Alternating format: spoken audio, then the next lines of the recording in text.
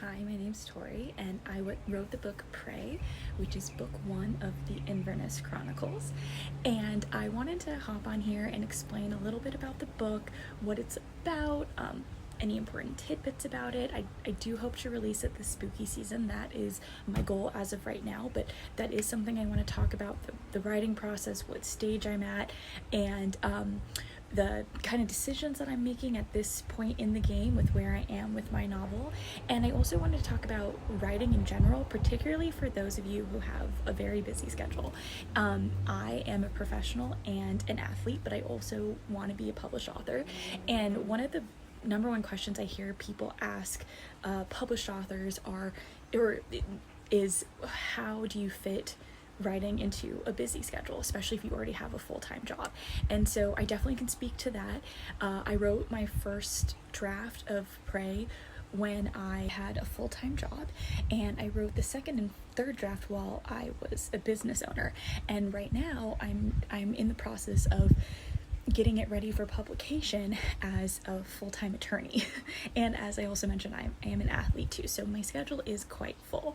So I can definitely speak to time management and some tips and strategies as far as that goes for anyone who wants to be an author or just has a passion project that they need to find the time to work on outside of their normal 9 to 5 or school or whatever it might be.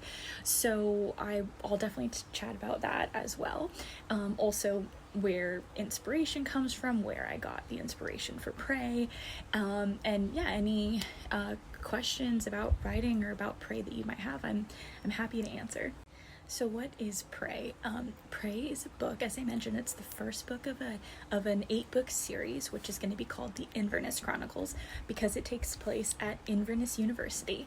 And Inverness University is a very special place. It's set somewhere in the coastal PNW, in a town called Fells Hollow. So both the university and the town itself are incredibly picturesque, incredibly gorgeous. But they maybe have a bit of a dark side and a mysterious side that makes them a little bit more exciting than maybe the run-of-the-mill gorgeous university in an idyllic small town, which I have some familiarity with.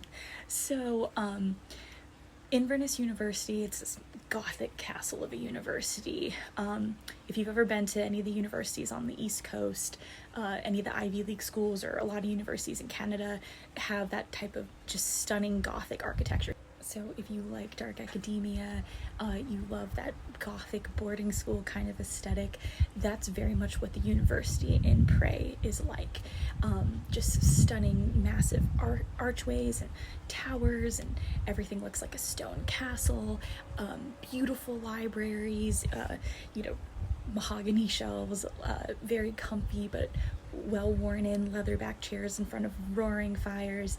It's just absolutely stunning. And so hopefully on my Instagram and also on YouTube, I'm posting a lot of images to give the idea and the feel of Prey, but I'm obviously hoping to bring it to life and bring the feel of the university and Fells Hollow itself obviously to life via my writing. That's actually one of my biggest goals with my stories, is I always want them to be so richly told that the reader can feel like they can just fall into the book.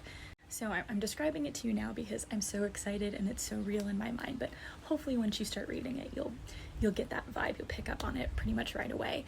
And then Fells Hollow itself is this gorgeous town. It's idyllic, it's charming, it's a seaside town. It's set, like I said, it's set in the Pacific Northwest, so it's encroached with these beautiful green forests on all sides. These like dark jade green giants are rising up on all sides and just framing a lot of the action that's happening in the book. And there is lots of cliffs, very dramatic cliffs, and black monolithic rock formations off of the coastline, and just a pounding white frothy surf, white sand beaches. So it's very beautiful, but it's also a little bit dangerous. I mean, you might not want to be falling off of the cliffs into these jagged rocks at the bottom. And then there's some sea caves that one might be tempted to go exploring in, but you never know what you might find in a sea cave. And as for campus itself, there are definitely some secrets on campus, as well as off campus and in the forest around campus and in the forest around Fells Hollow in general. So it's a beautiful place, but it's definitely one of those places that you feel something might be lurking under the surface of the natural beauty. And I liken it to a lot of the Pacific Ocean, which is absolutely gorgeous and absolutely picturesque, but you never know when there might be a great white shark under the surface. And that's the feeling of Prey, or that's the feeling of Fells Hollow and Inverness. It's a beautiful facade, but there might be more to it than meets the eye initially. So that's the interesting thing about Fells Hollow and Inverness University, is that similar to its counterparts, Salem and Sleepy Hollow, it happens to be one of the locales in the United States that has a lot of urban legends, folklore, mythology built up around it. It has a little bit of a blood-soaked history spanning centuries and even some more recent decades as well, unlike the other two. And there is just a lot. If you have ever wondered or been fascinated by the shadows and wonder what they might be hiding, there might be a lot to get to the bottom to in Fells Hollow. And that's where our main character enters, Riley. Riley is a bright, intrepid, curious undergraduate, and Riley, like many of her classmates before her, thinks she's going to be the one to crack the mystery of Fells Hollow. And while she's an undergraduate, she starts a blog where she details her adventures running around town and campus, and kind of going on her own little Nancy Drew / Buffy-esque adventures. And she finds, though, that she might just be chasing ghosts, that none of her exploits, while they may be entertaining for her readers, and they love her storytelling process and her research process into these legends, none of it really has any meat at the bottom of it. And so by the time Riley graduates and she's admitted to Inverness School of Law, she decides that it might be time to give up her side passion project, even though she wants more than anything to find her story that she can, turn into a career, because she wants to be a writer. So she gives it up, even though that was her dream, was to find at least one true story to blow the lid off of, if not multiple. But she decides to give it up and get serious when she gets into law school, much to her dismay. Life is much more boring when she's not exploring the shadows. But one night, as fate would have it, Riley runs into a young man named Liam. And Liam, in many ways, could not be more different than Riley. Liam, his family is from Fells Hollow. He's from one of the founding families. And Liam is aware that somehow his family might be tied to some of the legends underscoring their beautiful town. And Liam himself has a secret that is related to one of Fells Hollow's darkest and definitely true stories that he doesn't want anyone to know about. Liam doesn't want his family's secret or his own past secret that links him to the darker side of Fells Hollow to get out, because Liam has not only a family legacy to protect, but a personal legacy, as Riley will come to learn.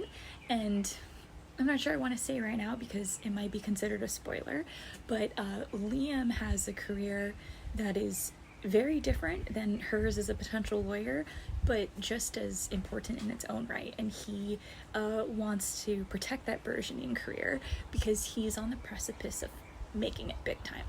So Liam and Riley, through an odd series of events, they get linked together, and they get set on a bit of a mission to dive back into Riley's previous pursuit of uncovering the true story that underlies, or might be the source of, all of these crazy legends that this town and this university can boast about themselves.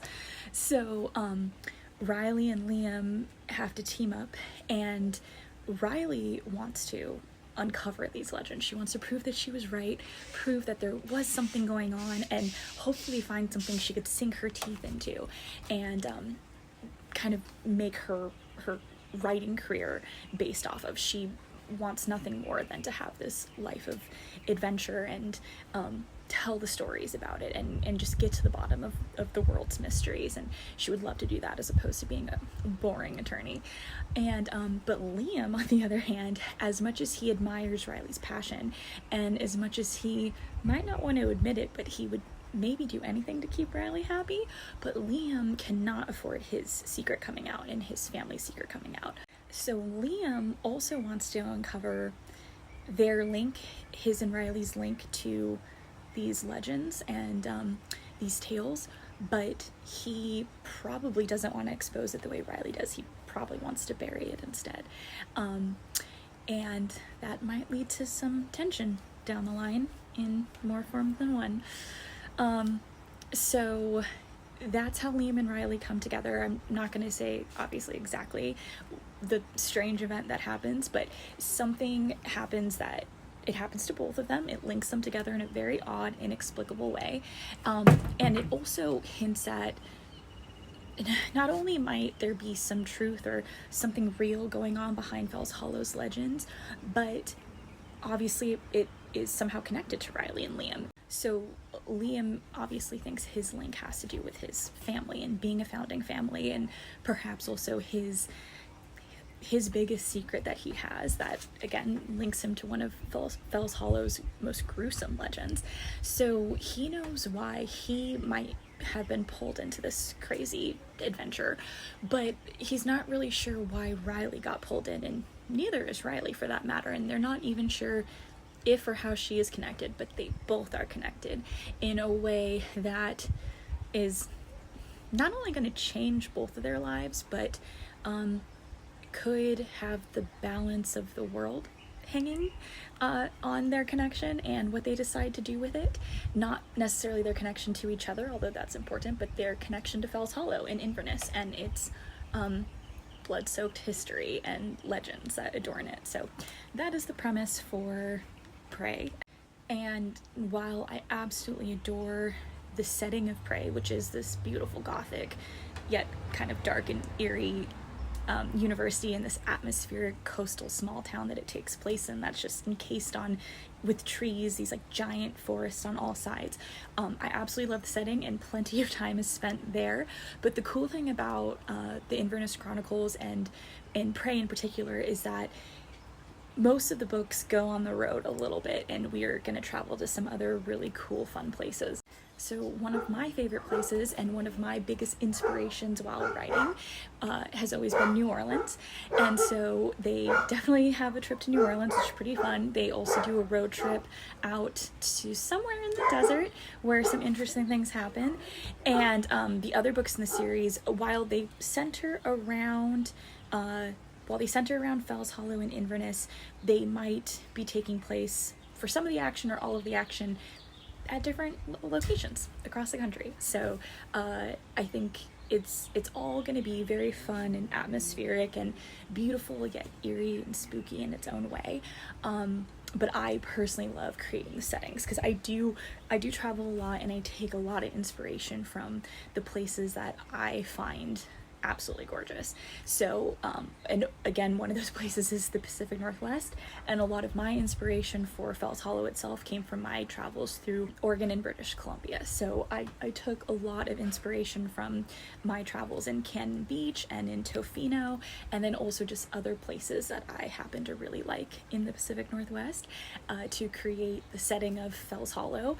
And then I was lucky enough to attend Princeton University, which I absolutely loved. I had the best time there. It's reunions at Princeton right now, which I wish I could go to, but unfortunately I can't this year. But Princeton just has such a fond place in my heart. So a lot of the university itself and the buildings and some of the stories and legends that are incorporated actually come from Princeton. So I kind of took Princeton and I put it in the Pacific Northwest, and I wanted to ask the question, what would happen if you had a school like Princeton set somewhere as glorious as the Pacific Northwest, and you added in this eerie, blood-soaked history element, where you gave this town and this university the qualities of Salem and Sleepy Hollow, even New Orleans to a certain extent. I definitely love traveling places that have kind of a spooky history, or have a ghost story or two about them. So I just took all of my favorite elements and I threw them together, and that's how I came up with the setting for Prey.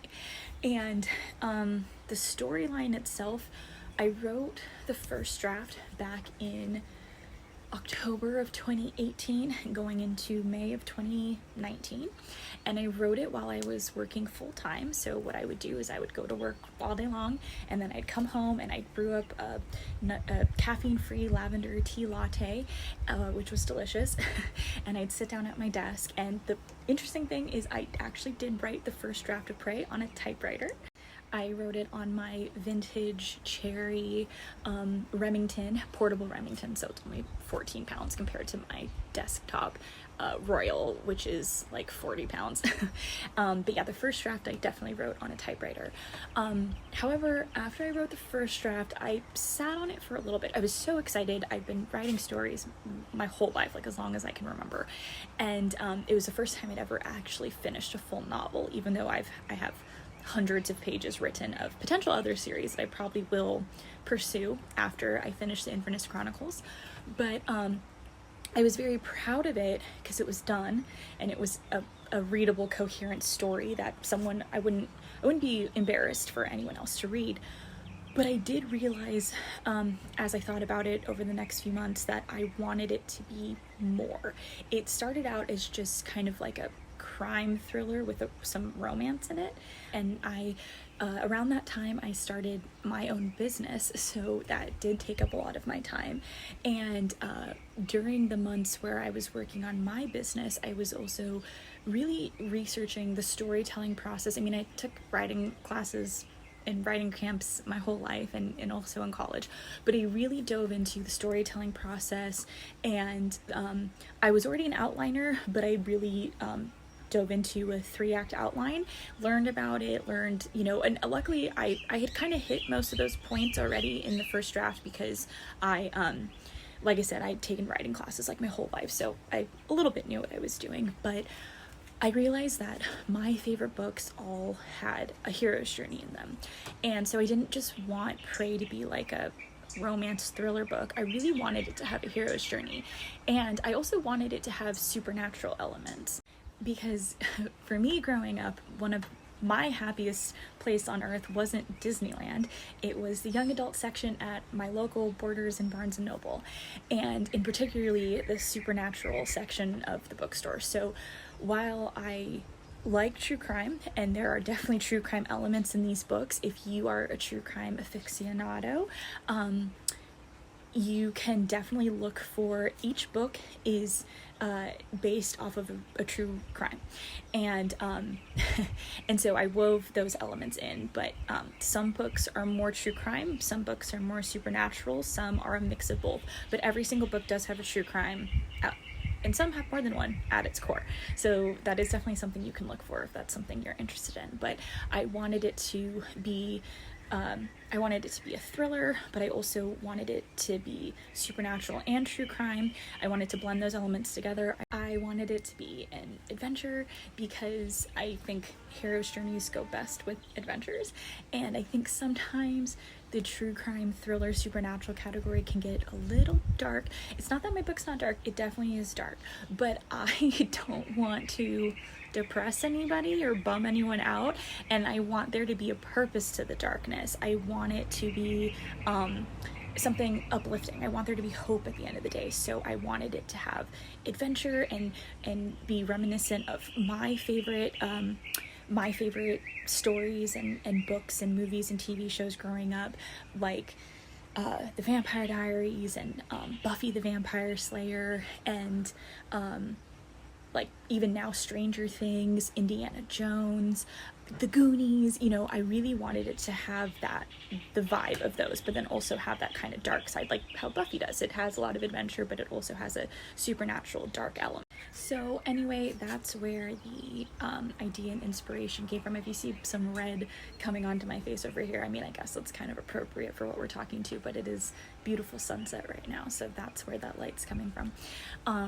But anyway, that I decided that I wanted to outline and redraw up the story with all of those elements built in. But I did love the story that was in the first one, and the heart of it was still there, which was based off of not only a true crime story, a real life crime that I have a little bit of a history with, to be honest, and then I also wove in something creepy that happened in my own life when I was in law school.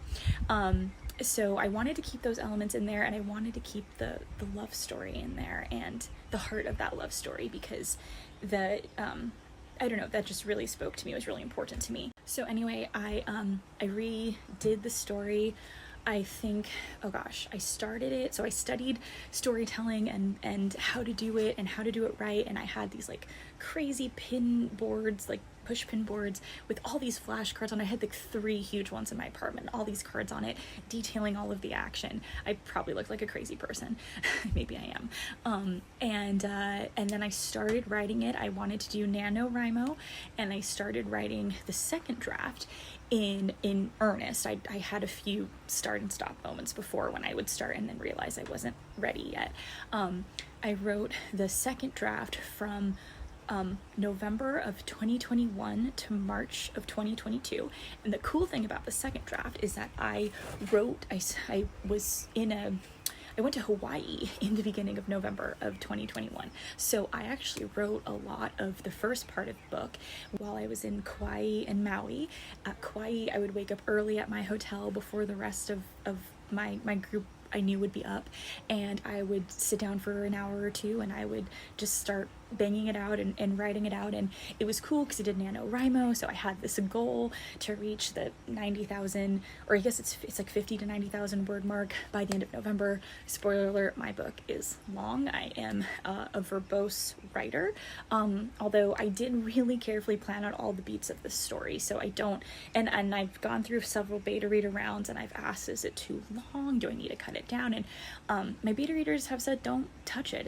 It's perfect the way it is. So I'm grateful for that, but it is definitely a book for those who prefer a little bit longer, a little bit more complex plot lines. It's not overdone. I don't think it's overdone at all. I was very meticulous in my planning, but there's a little bit more going on.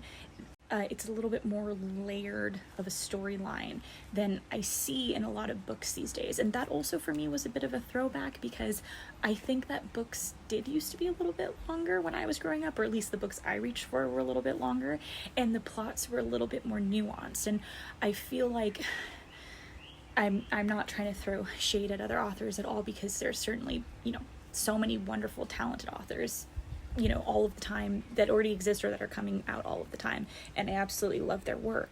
But I do think in some areas there's been a little bit of a simplification of the storytelling process, and we're seeing, like, the way we see movie plots repeat, we're seeing storylines repeat, and just kind of this formulaic approach. And it's, again, I followed a 3-act structure, so it's not that I didn't also use a organized approach, but I really wanted this book to be novel. I wanted it to be unique. I wanted it to, while it pulls on elements of books that everyone, that a lot of people have nostalgia for, storylines or TV shows people already have nostalgia for, I wanted it to be its own tale in and of itself, and something that just no one's ever read or seen before. So it's a little longer, because I had to layer a few different elements in to achieve the effect that I wanted to achieve. So sorry, not sorry, it is a longer book, but I do think it's important. And I don't know if I already said this, but my beta readers, they had no problem with the length. They thought it was perfect the way it was, so leaving it how it is. Anywho, so yeah, I wrote that. It wasn't difficult for me to reach the NaNoWriMo word count, and I finished that second draft in February or March of 2022, and I wrote the third draft from March of 2022 to December of 2022. And then I shut down my business in December 2022 because I really wanted to move to my dream city, which is where I live right now. And to do that, I decided to go back to work. I'm a lawyer. I decided to go back to law full time. So I was looking for jobs. I got my new job. I moved to my dream city and started my new job in April. And I was really consumed with doing that for a lot of 2023. And then I think finally in fall, I was almost getting depressed from putting my story on the back burner. I'd worked on it for years. It was almost ready. And I wanted to start the process of getting it out into the world. And so it's taken some months because, as I mentioned, I'm a professional and an athlete, but I'm finally at that point where I'm ready to kind of start that publication process. I am basically doing just my final read through edit right now. The developmental edit's done. I'm just doing kind of my final edit right now because since it has gone through several different drafts and iterations, just to make sure, you know, all the I's are dotted, T's are crossed, continuity is there. Certain plot lines that I had that I cut, you know, making sure that they're cut in every chapter. And yeah, just like one final read through, and then I'm going to send it to a professional editor. Then it's going to go to a proofreader, and then I'm going to really start the publication process. And I always thought I was going to do traditional publishing, but I'm so eager to get it out into the world.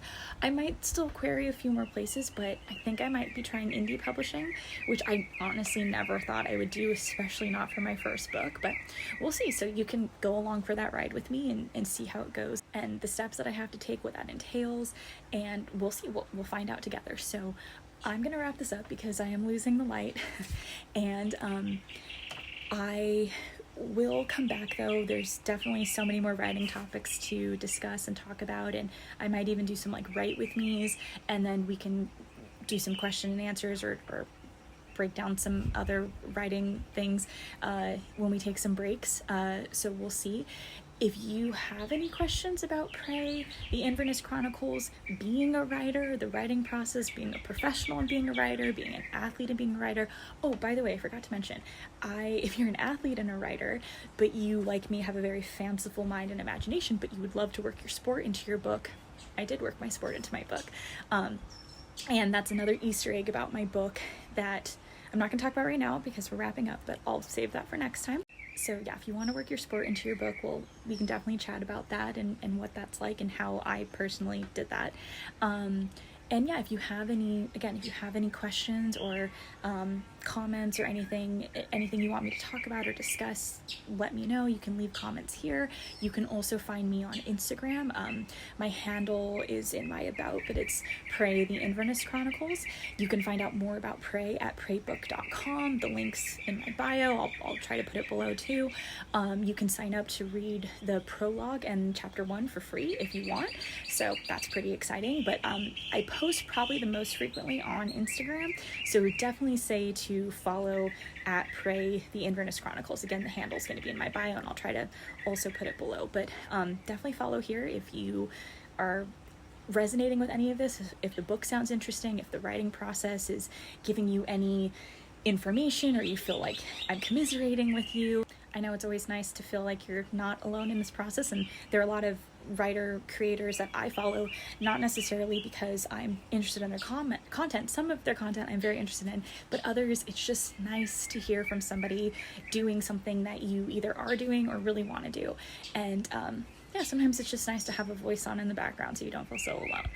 Anyway, I'm gonna wrap it up now, but like I said, if you have any comments or questions, let me know, and follow here and at Instagram, and I'll see you for the next time, and we'll talk about more writing topics, and you know, there is so much going on in this process, and I love writing so much that I could talk about this forever. So anyway, I will save it though, and I will see you next time. So thanks for watching, and as Riley would say, never stop hunting the shadows and never stop chasing the night. So with that, I bid you adieu.